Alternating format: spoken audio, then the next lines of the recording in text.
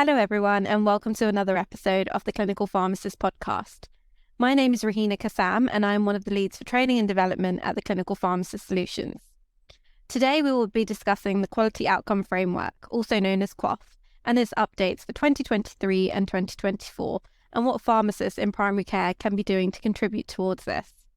We are joined by my co-host, Sarah Dekmak, who is our operations manager and one of our lead IP pharmacists, and our guest speaker, Sarah O'Connor, who is also a clinical pharmacist and the digital transformation lead in Kent. Both Sarah and Sarah have specialist areas and expertise in this area and are here to share their wealth of knowledge with us. Before we get started, Sarah and Sarah, I'll hand over to the both of you to introduce yourselves and tell us a little bit about your experience in primary care. Sarah? Okay. Hi, everyone. Sarah. I'm a senior prescribing pharmacist. I'm also the head of operations in Clinical Pharmacy Solutions. My background for the past maybe 6 years has been mainly based in primary care. I worked with Sarah once upon a time in an environment where we had to do a lot of clinical reviews and services, mainly based on QOF and QOF indicators and prevalence. And that's, I suppose, like where our knowledge and passion for this area started. And I then moved on to becoming a lead pharmacist in a PCN. So I was able to get in, I suppose, a bit more detail involved in the actual hitting target side and why it's like so important for practices to hit their targets and, you know, all the hard work that goes on behind the scenes for practices to achieve their QOF targets. And then after that, I've kind of used all the expertise that I've gained to join Clinical Pharmacy Solutions and support, train, and deliver services as well. And when it comes to things like QOF and long-term conditions. Sarah? So I'm Sarah. I have worked in primary care for about the last 5 years. I originally worked with Sarah. We did a lot of QOF work there, and I've now moved into PCN in Kent, where I'm the clinical pharmacist, so doing very similar things Sarah said in terms of trying to achieve the indicators, but I'm also the digital and transformation lead for the PCN as well. So I'm involved in a lot more of the kind of planning side of it and working out how we actually try and hit those targets, how we use our workforce to be able to get there. So I've got a sort of view from both practice level and PCN level on QOF. Perfect. So it's exciting to hear that both of you have got quite a lot of experience that you are bringing towards our listeners today. So for those listeners who are just starting out in primary care, can you guys give a little bit of background information to what the QOF is? Yeah, so first of all, we do a lot of work in QOF, but make sure you read the contract. So we're going to give a lot of advice and tips on it, but have a read through the contract so you get a good understanding of it as well. But QOF started in 2004. It was a part of the revision of the GP contract. Prior to that, you were paid on the patients that you had. So you would just get paid for having a list size. It was then updated to kind of reward good practices. So the idea is that they gave a number of indicators looking on chronic diseases, and on those indicators they kind of said how you would perform. So you would get more money for hitting certain targets. So things like diabetes, making sure blood pressure was to target, blood sugars, so that practices could actually get a better payment for providing a better service and for keeping people out of secondary care. And since then it's updated, and we're kind of now in nearly, I guess, the 20th iteration. So next will be the 20th iteration of QOF. Sounds great. Sarah, anything to add to that? I suppose, like, in layman terms, people who are new to it, it's basically a way that practices get paid for doing the work that they should be doing anyway, and they are doing anyway. But I suppose it allows everyone to kind of keep track of all the patients, make sure they're all getting seen by keeping patients on registers, like on specific disease registers. And it prevents any patients from like falling through the net and missing out on any care. Like Sarah said, you know, preventing those secondary care admissions. And yeah, that's kind of it really, in terms of what QOF is, I would say. Yes, absolutely. So I think we can see why it's such a important and key area within primary care. So for the listeners today, can you just outline what changes have occurred this year with the QOF? So there are a few sort of key changes. One of them is that the registers have been protected. So there's become an income protection. So you are being paid based off of last year. It's being divided up and you're now being paid that monthly. So from how you've achieved in the QOF year last year, they're dividing it up and giving you a monthly payment for your registers. You still have to hit the indicators to get those points, but you're getting a set amount every month. It's still important for us that we maintain those registers, so we still make sure that we are coding people, adding people to the diabetic registers. It will increase your amount of money that you're earning, but you can't earn less, so you'll still be protected for the numbers of patients. Prevalence is really important, so it's how people look for services. So it's really important that they accurately reflect. So with diabetes, knowing how many diabetics you have in an area shows whether or not there needs to be more services for that or less. So it's still important for us to maintain, but kind of the pressure from keeping those registers has been taken off slightly. So are you saying, Sarah, that practices will basically get paid based on last year for each register? No matter how high, let's say, the target is hit, they'll still be getting paid the same as last year. But if they add more patients on to the disease register, the prevalence adjusted payment will obviously mean they get slightly more, or would that stay the same? So I think it's kind of going back to basics on QOF, how you make money on QOF. QOF is point-based. And so there are points for maintaining a register and there are points for achievement. Having more people on your register increases your value of your QOF point. So you will get the same amount of money. So if you had the number of people registered last year and how well you did, that's divided up, and there's sort of £93 million worth of funding that's going to be divided, so you get a guaranteed payment based on last year's. However, if you increase your register, so if you find sort of 100 new diabetics, your pound per QOF will go up. So if you achieve all of the indicators, you'll make more money because you have more patients. But that payment for keeping the register is protected. Does that make sense? Okay. Yeah, I was a bit like, I was reading that and I just thought some people may not understand it. I don't think it's come across as clear as it could. But I think you've done a really good explanation. So the NHS England's guidance is that the practice will still be required to maintain the registers, and the disease registers will still be used for the purpose of calculating disease prevalence. And it's important the practice is aware that the pound per point value of each area is impacted by that adjusted prevalence, which is calculated from the disease registers. So if you don't maintain your registers, you could actually end up still losing money from your achievement. So it's just important that you keep maintaining that register and don't give up on it over the year. Cool. And then in addition to that, what changes have occurred, like from a clinical point of view, where it's going to impact us as pharmacists working in primary care? So there are a few, aren't they? Yeah. So I think the biggest one is the new indicator. So there is now a new indicator for cholesterol management. So there are some minor changes. So I'm not going to go through them, but there's a couple of worded changes in there. And we've had the contract announced, but the actual business rules haven't been announced. So that's your coding that you use. They announce what would mean that you would get the money for achieving that kind of indicator. Those haven't been released yet. So until we get the release on those, some of those small wordy changes, they've included things like home blood pressure and things. We won't know the effect on those kind of minor changes. But the main clinical changes are the new cholesterol indicator. And new cholesterol indicator is called cholesterol control and lipid management. So we're looking at two different indicators for that. So you've got percentage of people who are on the QOF register for having coronary heart disease, peripheral arterial disease, straight TIA, or chronic kidney disease, who are currently prescribed a statin. But if they can't have a statin because it's declined or clinically unsuitable, they also need to be offered another lipid-lowering therapy. And that's the important part in it, is that previously indicators have been based solely along statins. And now it's based on if they can't tolerate a statin, there is a pathway, there's a new summary of cholesterol management that we should be following. But there's a pathway. It's a really great flow chart. It's very easy to understand. Yeah, I think I've seen that one before. I would suggest that you say to your practices to have everyone have it printed and laminated.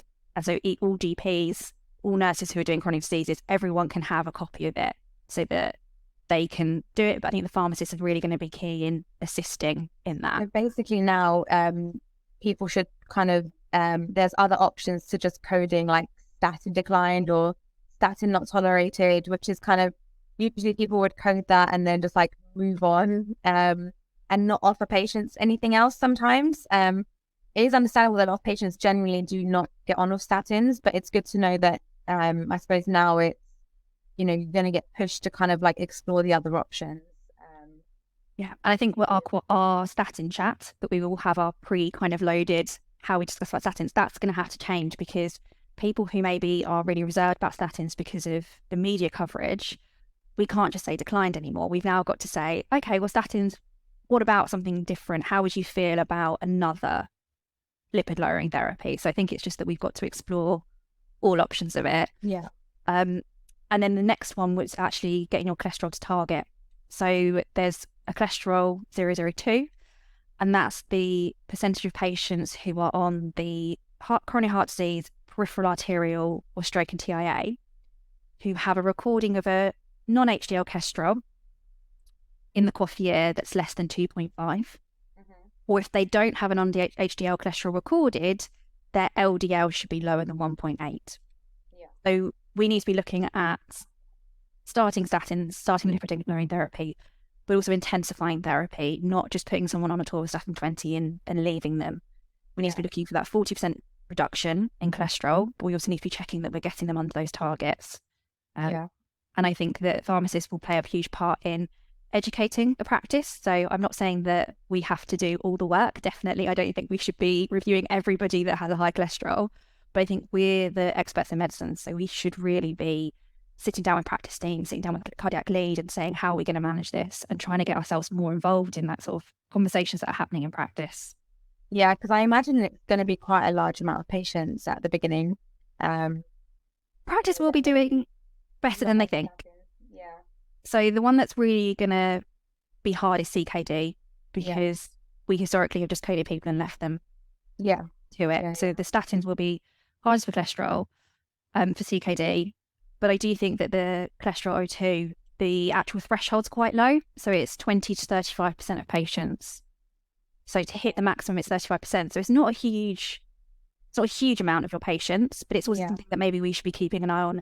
How are we doing? So keeping an eye on your QOF searches on your clinical system and seeing where we are with the threshold, where would we be at the end of the QOF year, and just checking that we're staying on that target. Yeah, it's good that it will kind of highlight patients that need optimization, and it will probably also give an opportunity for dietary and lifestyle interventions as well, especially in patients that have been optimized and, you know, if changes aren't happening with their blood levels. At least you can kind of keep a closer eye on them. You would do that anyway, but I think at least now their eyes will be more opened towards it, I think. Yeah, definitely. The other sort of changes, I guess, is that atrial fibrillation, they've taken from the Impact and Investment Fund. So they've merged that. So this year, it will be patients should be on a DOAC. If a DOAC is unsuitable or not tolerated, then they should be on warfarin. And if they can't be on either of those, then they can sort of say anticoagulation not indicated. So those patients that we've got out there that are still on warfarin, if they can't have a DOAC, if they've got a metallic valve, things like that, then absolutely we can put down DOAC unsuitable, but we have to make sure that we're adding that coding. Yeah. So we're looking at our warfarin patients and when we're reviewing them and we're seeing if a DOAC is suitable as first line. So that's going to be the other bit of work that hopefully people will have done from IIF, so it won't be animations. It's been a long time coming. I think people may have felt that, you know, there was kind of like more than one way of doing it. And I think warfarin is definitely not the way forward for patients who can have a DOAC. And finally it happened, so it makes sense. And it's important we're giving patients the option that we're actually having that conversation with them to say, you're eligible to change, you could change, exploring their feelings and ideas on it. And they were actually saying, using sort of evidence-based medicine to say, looking at your time in range on your warfarin, if you're below 70, then you should be changing over. And now we're actually giving patients the informed decision. So I think that there's a lot of really good information and a lot of changes there that you've highlighted as well. So especially with the prevalence, I think it's really important. It's key for people to be making sure those patients are coded appropriately and are on the correct registers, just to make sure that that payment is optimized. And I think we've got quite a few key changes. So the lipid lowering agent CKD, and for the DOACs as well, so for AF. So what do you guys both think that our pharmacists can do to best prepare themselves for implementing these reviews going on in primary care? I mean, personally, I think people who do not know about these disease areas yet, whether it be about the kind of background theory, the diagnosis, the treatment, options of like kind of meds available, I think people should, make the time to kind of train themselves, upskill themselves, read around, like Sarah said, the contract and the QOF guidance is there. It does have quite a lot of useful information in to kind of give you an introduction into like why these indicators are there, like, why do we need to do this? It's always based on like NICE guidance or clinical guidance. So I think if you don't read around it to begin with, you're not really going to understand why you're doing it, and it won't help you kind of know what the best options are for your patients when you are doing it. Don't know what you think, Sarah. Any other advice you would give them? No, I think you're absolutely right. I think it's being as informed as you can be on them. If you know that these areas are changing, you need to be being best informed in them, reading around the subject, making sure you understand all the options, what would be, why, when you could change, when you couldn't.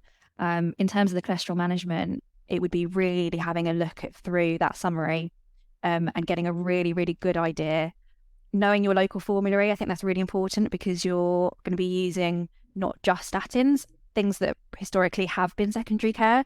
We're now being allowed to use more in primary care. So you need to be knowing when you can use the certain lipid, the newer lipids, and there are a lot more new ones that are coming out. So it's when you can use them, when would be appropriate, making sure that you really thoroughly researched it. Also talking to colleagues, speaking to your GPs who are specialists in those areas, other pharmacists and other practices. A big part of the contract this year and the PCN is about collaborative working and sharing with within the PCN and within a shared space, so, and trying to reduce burnout. So a lot of it is probably going to be finding your circle of pharmacists or other professionals that you can bounce ideas off of, having that safe space where you can say, hey, what do you think about that? But just making sure that you're as informed as you can be on the subject, but also be asking for help, not being afraid to put your hands up and say, I don't know, I really need to go and have a read. No, absolutely. I think they're really useful bits of advice that you've given to the listeners today. And before we finish off, do you guys have any top tips for success with QOF indicators? I know we've kind of covered it slightly there, but just to summarize a few of your most useful tips. I mean, I don't know if it's a top tip, but obviously sometimes it depends what work you'll be doing in practice. So let's say as a pharmacist, you may be doing some medication reviews, and you haven't necessarily been told that you are going to do any QOF reviews or any long-term condition reviews. But as you're doing these medication reviews on EMA7 and System 1, generally you will get like pop-up alerts and things that may kind of inform you that this patient is due, like, I don't know, like, is this patient suitable for a statin? Consider statin. That's a really big hint for you to kind of think, oh, well, seeing as I'm going to be reviewing this patient now, can I do something that's going to help my practice? Can I, discuss initiating a statin with this patient? Why are they eligible? You might look at their, condition history, find they do have CKD, and, the pop-up boxes saying that, they might be suitable for a statin. And then if you train yourself up to a point where you're comfortable of having that discussion with the patient during the med review, I think it just, it saves a lot of time for the practice. It benefits the patient like sooner rather than later. And it helps I suppose, that you're also, doing good for the practice, you're doing good for the patients. And yeah, that's my tip. That's if you have any tips. No, I think it's a really good one. I think it's moving away, I think, from the idea of a medication review is just, how are you taking your medication? You're on a blood pressure tablet, is your blood pressure okay? We need to be thinking of those medication reviews as more of a holistic review of the patient, and then looking at that chronic disease. So it's starting to train yourselves, if you're not already doing it, of thinking, why are they on these medications? What actual conditions am I reviewing? And just being aware of what those conditions mean and looking at the NICE guidelines. QOF shouldn't be something that we're doing in a mad rush in February and March, trying to get everyone in. It's something we should just be aware of, because it's a huge amount of money that helps fund our practices. So it's something that we should just be more aware of, and more aware when we're doing our reviews of what we should be doing. The other thing would be using templates. So if your practice do sign up to any of those kind of additional clinical templates, trying to use them, because they will highlight things that you need for QOF. They'll include the right coding as well. Please don't free type things. Please code things. It's the bane of my life. Yeah, there is a code and it says QOF next to it. Please use it. And looking at finally the business data, the data set comes out of what codes to use. Just making sure you refresh yourself of saying, okay, in order to hit these indicators, what do we need to do? What do I need to actually code in? Yeah, because at the end of the day, from a QOF point of view, you could do all the work in the world. If you haven't coded it, it won't get picked up, and it will assume that you haven't done that work for the patient, and you won't get paid. So coding is very important. And that's the highlight from today. One thing to take away to remember, coding is very important. So just touching back on what Sarah had mentioned as well, it's really important to have a supportive network of peers that you can probably bounce ideas to and from, ask questions about QOF, ask questions about coding. We do have a Telegram network called Clinical Pharmacist Network. So if anyone is out there and not supported a lot with a lot of other pharmacists in primary care, please do feel free to join our network on Telegram. We also mentioned it's also really good to make sure you're upskilled and have knowledge around the areas that you are going to be reviewing patients in QOF. So we also do have some training on www.cpaweb.org.uk, which can help with some of the QOF areas such as DOAC training and heart failure reviews. So please feel free to go on the website and have a look at these training materials. Just want to say a big thank you to Sarah and Sarah for joining us on our podcast today. If anyone does have any, no worries. If anyone does have any queries or questions, please feel free to reach out to us in the Clinical Pharmacist Network Telegram group. Thank you. Thanks.